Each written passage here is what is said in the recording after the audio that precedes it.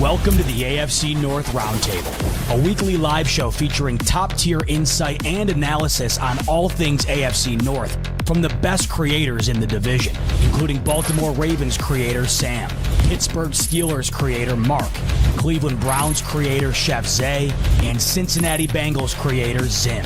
Catch the AFC North Roundtable every Wednesday at 6 p.m. Eastern on the AFC North Roundtable YouTube channel. We'll also give a shout out to our good friends over at Sleeper. I've already built a Thursday night slip for us. I know we all can't wait for this barn burner of a matchup between the Raiders and the Broncos on Thursday Night Football. Here's the slip. Broncos, I got Bo Nix, more than a half pass yard. That's the freebie. Brock Bowers, who had 44 fantasy points last week. I got him getting in the end zone.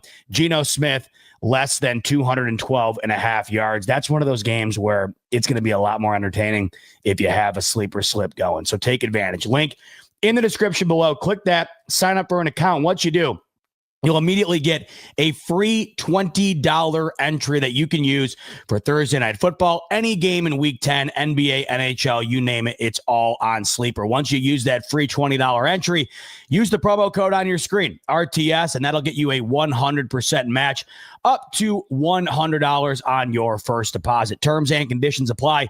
See Sleeper Terms of Use for details. Currently available in over 25 states. Check out Sleeper via the link in the description below. All right, we pivot from Week 9 to Week 10, officially now into the second half of the season, which is crazy. It feels like just yesterday we were kicking the season off. Now we're kicking off the back half of the season. And we'll start with 1 p.m. where the Ravens kick things off against the Minnesota Vikings. This is, I don't even want to say sneaky. It just flat out is a really intriguing, good matchup. You got J.J. McCarthy coming off that injury last week. They're going to Detroit, and you're thinking, man, off this injury, McCarthy hasn't played in over a month and a half here. Detroit, they're humming.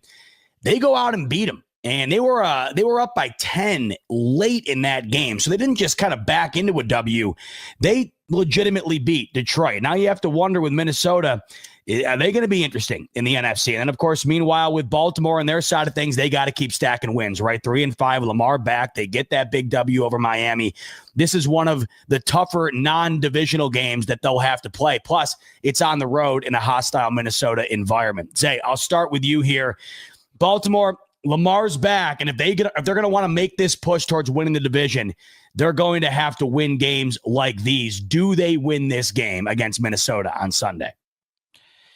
You know, I'm curious to see how possessed J.J. McCarthy actually is. That clip after when he got the game ball,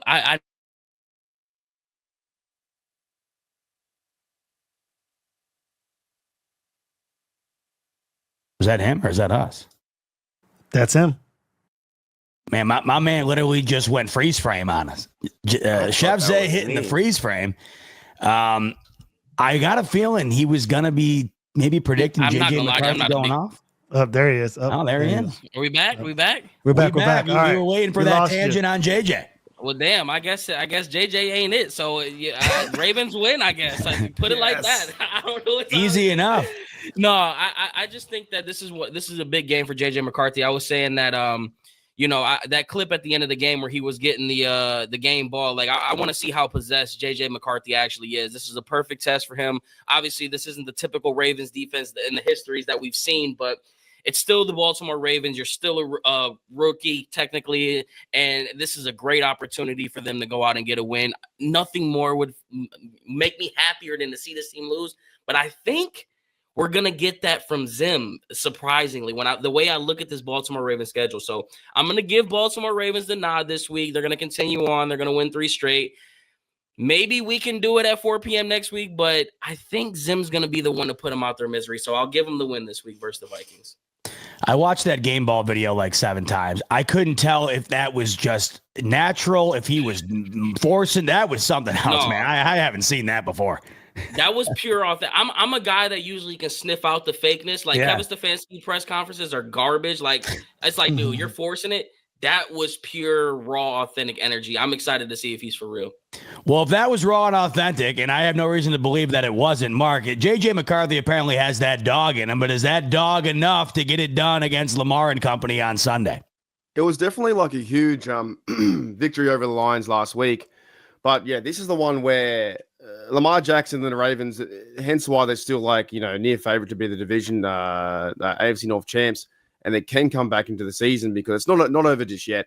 Like this will, like, if the Ravens do win this game, which they definitely can, a harder opponent with the Minnesota Vikings. But it's the same thing I always kind of say of this team the last few years, and even in my podcast, stuff like that. If they have Lamar Jackson, you have a good chance to win. He's playing much better, a pocket pass, a run when he wants to. He's got weapons down the field. If they link up with Derrick Henry getting 100-something yards on the offense, this team is hard to stop. And if the defense has gotten better over the last few weeks and not, allowing so many points like they did in the previous games, this Ravens team can be very competitive. And the Vikings are like 4-4 and an average team, Yep. but McCarthy's back. So that's interesting. Definitely would be a harder opponent, I think, with the Vikings and over the Dolphins. Which is going to be, fun to watch and Vikings home field advantage. But something does tell me, smoke in the air, you smell a bit of fire, that there could be a chance that Ravens do start to claw back into the AFC North conversation. And if the Steelers do lose a game here and there, this is one of the ones where the Ravens win and they chip away, get back in front. Next minute, it's Steelers versus Ravens, which is more meaningful than it. It's always meaningful football anyway. But getting back to that AFC North conversation, the Ravens and Lamar Jackson and Derrick Henry, this crew, they're just hard to stop. So that was a good win, I think, for them last week to be very confident. I don't think the Dolphins are a very serious team, to be honest. They fired their fucking GM. They didn't fire the coach. They're not serious. Whereas the Vikings are probably more serious. They have weapons in Jefferson, all those guys on their offense too. I actually think the Ravens are going to win this one, probably like 20. Let's go 27-19 or something like that. 27-18, something like that, where the Ravens get yet again 3 TDs. And if they can't stop Derrick Henry is one of my favorite players, all the way going back to Titans. He's a big unit. You can't stop him. They're going to win football games. They're going to get momentum. They're going to get themselves in the chance for the AFC North and playoff wildcards. Now, you mentioned Miami. They did fire their GM shortly after losing to the Ravens. They did not fire Mike McDaniel. The Bills play the Dolphins this upcoming week. Mike McDaniel was asked about the 7 straight losses to Buffalo. He says, quote, "They've beaten us because they've scored more points than us and done the right football things longer than we have in those games that we lost." So I think it's safe to say the Minnesota Vikings are a tougher task for Baltimore than that of the Miami Dolphins right now. The question is, in this battle of the two purple NFL teams, which shade of yellow winds up getting it done in this one in Minnesota? The battle of the purple people. I do believe a lot of what some of my counterparts have said on the show. As far as like the Ravens, I think on paper everything's set up for them to do it. I really do. I do think that they can win this one. I will say this though. The Vikings defense in the scheme is very different than what anybody else is doing in the NFL. Like the way they disguise their blitzes is very different in their interior. I was paying attention. Salmon earlier in the show was talking about how their interior is weak. That is not a weakness of the Vikings defensive interior. Mm-hmm. There's a guy, Jalen Redmond. I want everybody to remember. He's one of the better interior pass rushers in the NFL, but he's not a household name. You also have Javon Hargrave next to that, and you still got Jonathan Allen there too. In the back end, they got Isaiah Rodgers and guys like that are not household names, but these are ballers. Another name, Greener, the linebacker. Dang, I'm kind of talking myself into it. The linebacker, Greener, I think he's the prototypical linebacker that I think you will want on a mobile quarterback, like in space. He's very decisive, and he does not hesitate on anything to go in to pick up those spots. So I think that will be a issue. And I do think that this game is probably a lot lower scoring than what people think. I'm going to go, Jay kind of, I'm going to go Vikings in this, bro. I'm going to go Vikings in this. Man. I think 24-21. The thing that does bother me is JJ McCarthy. I don't know, bro. I don't know about that. The secondary for the Vikings. No, I'm staying with it. 24-21. That's all I got. Let's go. Color me shocked. Zim finding a way to pick the Vikings in this one. Sam, can the Ravens can they catch some fire here, man? They looked real good against Miami, but I think we can all agree the Vikings are a tougher foe. This is one that they got to have, and if they can stay on the heels of Pittsburgh, things get really interesting. Do they beat Minnesota on Sunday? That Vikings defense has me scared. I'm not going to lie. The Vikings defense is formidable, especially that front seven. This is going to come down to coaching. It's going to come down to coaching. If the Ravens enter this game and try and play them the way they try to play the Lions and the Chiefs with that guard of Daniel Falele and Andrew Voorhees, they're not giving Derrick Henry any running lane. You saw what the Vikings did against the Lions, who have, in my opinion, a better run game than the Ravens with Jahmyr Gibbs and David Montgomery. They shut them down. None of them eclipsed 4 yards of carry in that contest. Could be tough for the Ravens. Now, how do you combat what the Vikings have to offer? Do what you did in the second half against the Dolphins. Spread your offense out. Trust your receivers to get open in that short and intermediate passing game. Do not allow yourself to fall in love with the deep pass. Beat them intermediate. Beat them short. Run the football. Give the Vikings a little less to deal with because, again, I mentioned it. They blitz more than any team in the league. They run the heavy box more than anyone in the league, meaning they keep 7 or 8 guys in the box at all times, 48% of the time, I believe, somewhere around that range. So they love to keep guys in the box. If you're playing, that jumbo set that the Ravens like to run with Isaiah Likely, Mark Andrews, Pat Ricard, and just trying to run it against them, you're going to lose that battle 5 times out of 10, which is too much, in my opinion. You want to be able to dominate at all times. So if the Ravens coaching staff understands that, comes into this game the way they did in the second half against the Dolphins, I think the Ravens win. I don't trust J.J. McCarthy against this defense. I think we made an excellent point about Draymond Jones, bringing him in from Tennessee. They have a guy that can finally set the edge. They've been asking Mike Green and Calvin Noy to set the edge. They're not edge setters. They're guys that want to rush the passer on third down. You can alleviate some of that pressure on them and have him be the dirty guy that Tavius Robinson was before he got injured. I think the Ravens win this one, but again, do I trust the coaching staff of John Harbaugh? No, not anymore. I don't trust the coaching, but I think they do have enough to get the job done because, of course, that got him my right. Superman, he's there at all times, ready to get it done. So give me the Ravens to win 27-16. Ooh, baby, I cannot wait for this one. We have what could easily be the game of the year in the NFL. It's the Cleveland Browns taking on the New York Jets Sunday afternoon in East Rutherford. Cleveland coming off the bye at 2-6. The Jets coming off of a fire sale at the trade deadline, moving off of Sauce Gardner, Quinnen Williams, acquiring multiple first-round picks. The Jets clearly in tank mode. Cleveland coming in with a defense that I'm having to guess is not going to allow these Jets to maybe get past the midfield line more than once. I mean, that really is what we could possibly witness in this game.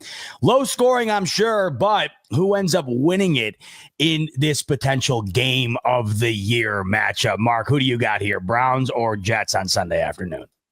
I think you'd have to, in this one, look, the Jets scored a lot of points last week against the Bengals. That kind of helps them. But they obviously did do a bit of a fire sale, getting rid of their guys, getting ready for, their future, whatever it may be, first picks. And I thought that was crazy. The Colts gave them 2 for that.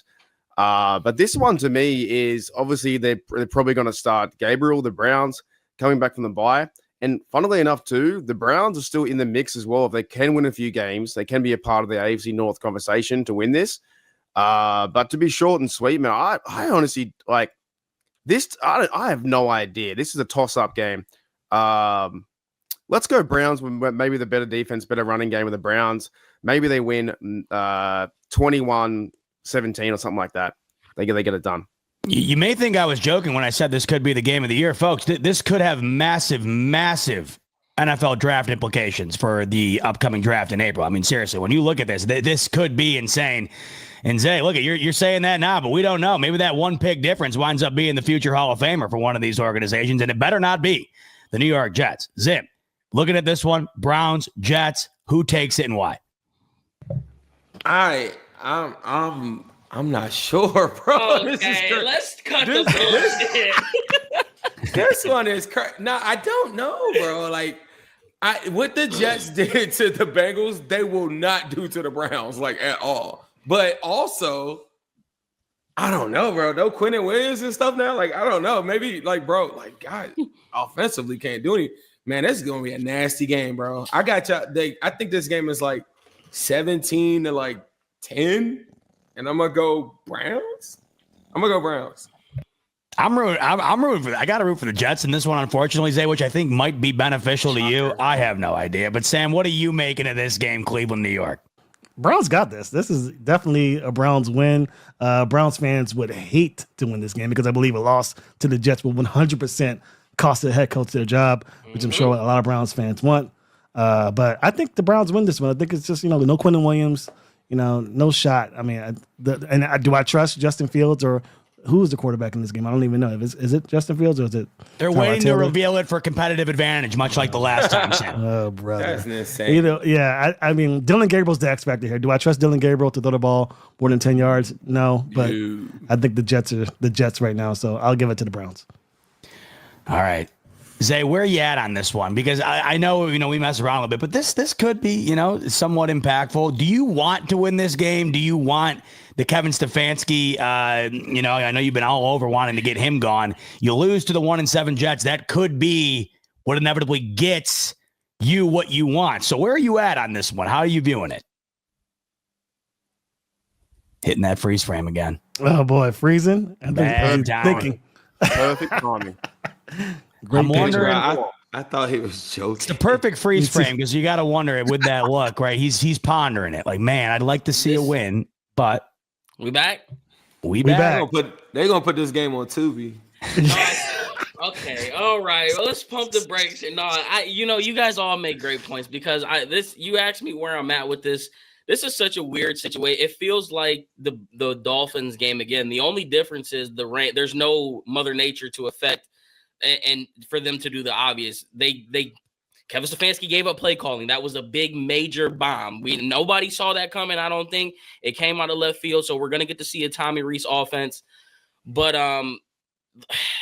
this is just one of those games where it feels like Charlie Brown's setting up to kick up the field goal.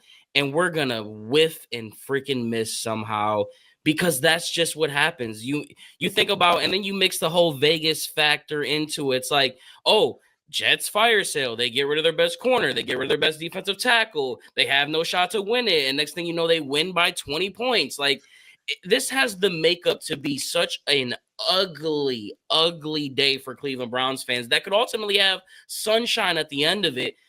But I don't know where my head is on this. Like, I'm looking at the ESPN. They have us as favorites by 2.5, but they have the Jets a 65% chance to win it. So it's like, this is exactly how I feel. Like, on the obvious end, we should handle business. Dylan Gabriel should come out. And if you lose to the Jets, you should know that you don't have a job moving forward. If you're Kevin Stefanski and you lose to the Jets, you should know your ass isn't getting on that bus back home to Cleveland. So me personally as a fan, I don't want to lose it just because I don't want to hear, oh, you guys lost to the Jets, da-da-da-da-da.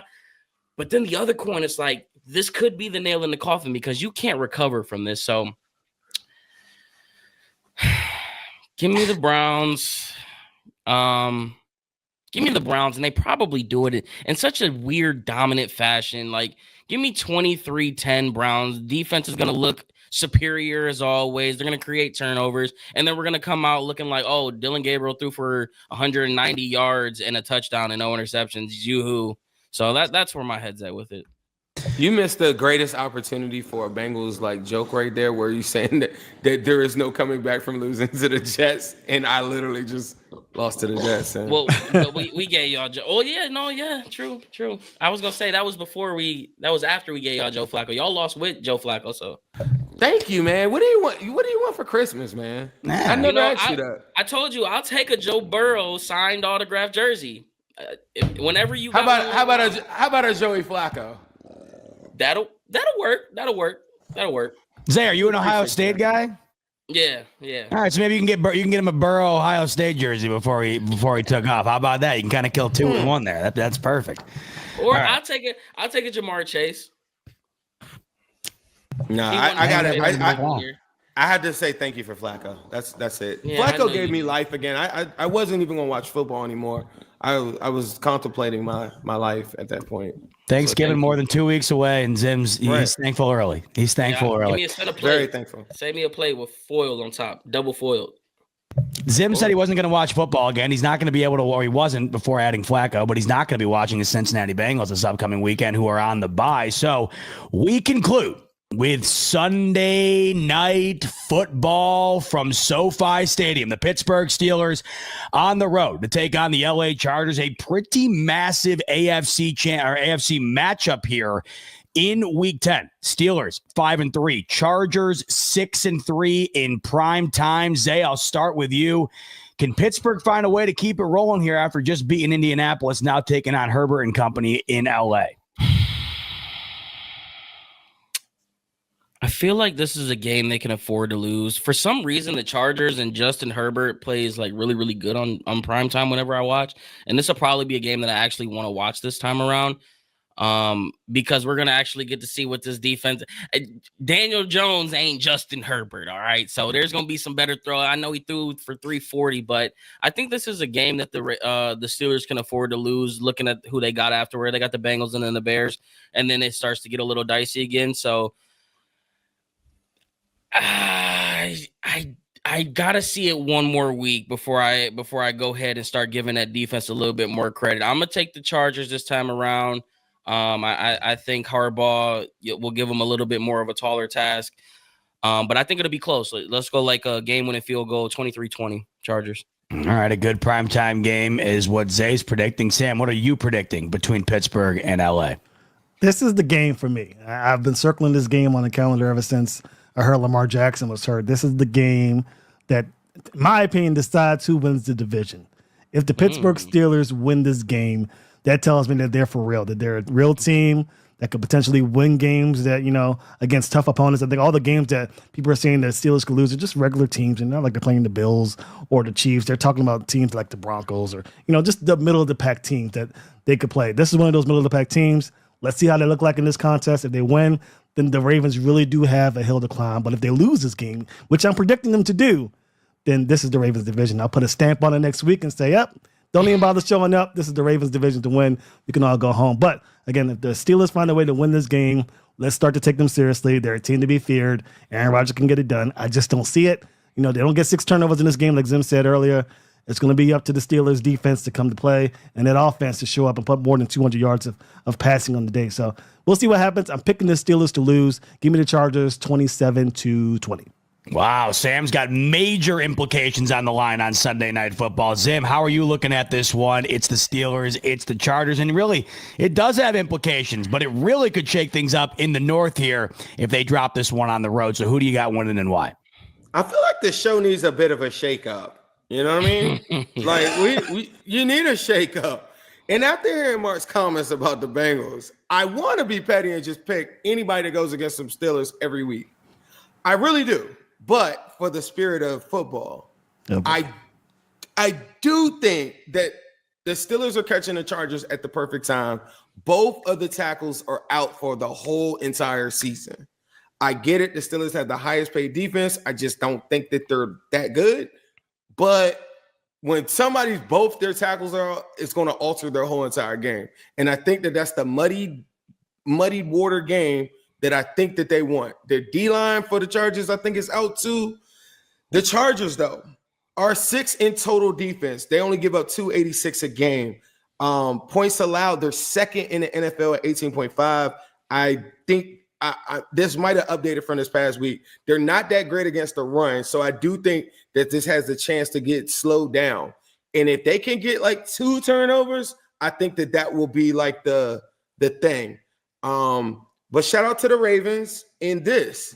How about Odafe Owe? What if he gets a couple sacks in this game? I think that and the turnovers, this is a nasty game right here. This is a good game right here, I think. Primetime, Herbert, wide receivers, those wide receivers, they're all going to eat. I got 27-25 Chargers. Man, oh man, I'm hoping it's as good as you guys are thinking it's going to be. Mark, do you think it's going to be good? Do you think it's going to be good for your Steelers on Sunday Night Football? Who do you got? Yeah, this is definitely one the Steelers like. If they can prove that they are the number one overall defense or highest paid defense, and the reason why we have that, if they can go back to back and take care of business, that is, the Chargers have like both their tackles out. So that's an advantage for us. And they need to start playing like in rotation more. TJ Watt and Highsmith had really big games last week. They were sending Herbig was involved too, 3-man rotation on that. If they had the same kind of game plan they did with Jonesy, getting in the backfield, making him hold the ball a bit long, Herbert can turn the ball over, but he's a pretty good quarterback in the NFL. So the Chargers are going to be a very tough team. But I don't think they have any running game at the moment either. I think their rookie's out. Najee Harris out, been for a long time. So I do think the Steelers can definitely, like last week I was choosing them because they just weren't playing well. They had like, their offense was doing okay. But the last, 2 weeks, they didn't look like a team that wanted to be out there, let alone even try to win. So the Steelers definitely can take, control the AFC North, maybe send the media into a bit of a craze and say, well, the Steelers could be legit to, have a chance for the playoffs. This game is, Rodgers going to the West Coast. He's been really good for us too. I didn't think that Rodgers was going to be that great for our Steelers. He's been awesome holding the team together, making the team accountable. I've got the Steelers winning this one. Let's say 30-28, something like that. Chris Boswell field goal with like 1 minute to go because the Chargers are a tough team.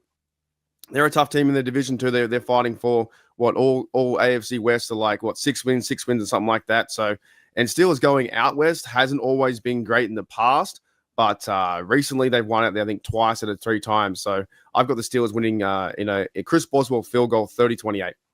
Roundtable Sports Network is your one-stop shop for all things NFL, with daily live shows covering all 8 divisions in the league, hosted by the best content creators on the web, all on one network. Catch the AFC East live every Monday at 7 p.m. and on Wednesdays at 6 p.m. The AFC West Roundtable live Tuesdays at 6:30 p.m. The AFC North Roundtable live every Wednesday at 6 p.m. The AFC South Roundtable live Tuesdays at 7 p.m. The NFC East Roundtable live every Tuesday at 6 p.m. The NFC West Roundtable live at 9 p.m. on Tuesday nights. The NFC North Roundtable is at 6 p.m. on Wednesdays, and the NFC South Roundtable is live Tuesdays at 8 p.m. EST. And of course, fourth and forever, the flagship show of Roundtable Sports Network covering all things NFL at 1 p.m. Eastern Standard Time on the Roundtable Sports YouTube channel. Real coverage, real fans.